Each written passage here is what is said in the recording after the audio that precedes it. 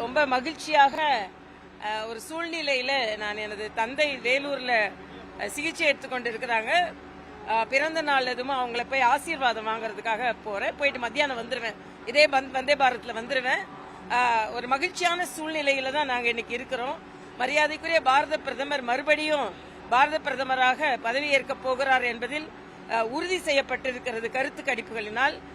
அதனால் இந்த நாடு இன்னும் வளர்ச்சி அடைய போகிறது.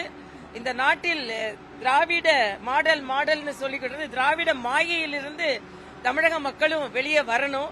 அப்பதான் இன்னும் அதிகமான வளர்ச்சி பெற முடியும். இல்லனா கஞ்சா, போதை, விபத்துகள் இதுல தான் தமிழகம் போய்கொண்டு இருக்கிறது.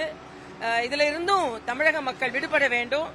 எப்படி மரியாதைக்குரிய பாரத பிரதமரை தேர்ந்தெடுத்த மக்கள் மறுபடியும் தேர்ந்தெடுத்து வளர்ச்சிக்கு வித்திடுகிறார்களோ அதே போல தமிழகம் தேசியத்தின் பக்கம் திரும்ப வேண்டும் என்பது எங்களது ஆசை. அதற்கான வழி பிறந்திருக்கிறது, ஆரம்பமாகி இருக்கிறது.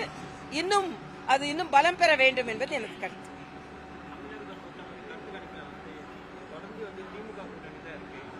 இல்ல அதுதான் அதுல கருத்து கணிப்புகள் அப்படி சொல்லுது.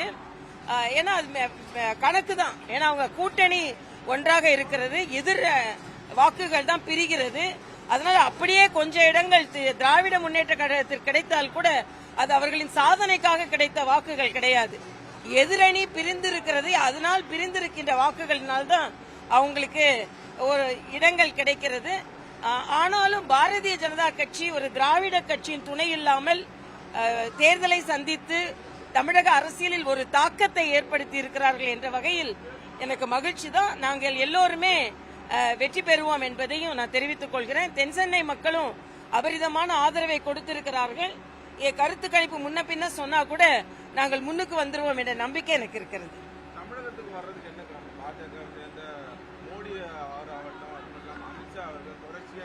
இல்ல, தமிழக மக்களிடம் ஒரு அன்பு, பாசம், தமிழகத்தில் பாரதிய ஜனதா கட்சி வளர்ச்சி அடைய வேண்டும்.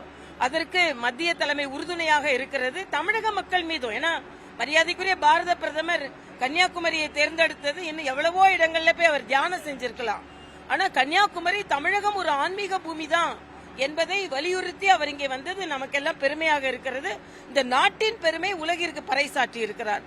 அதனால தமிழகத்தின் பெருமை இன்னும் அதிகமாக உலகிற்கு எடுத்துச் செல்லப்படுகிறது என்பதைத்தான் நான் சொல்ல வருகிறேன்.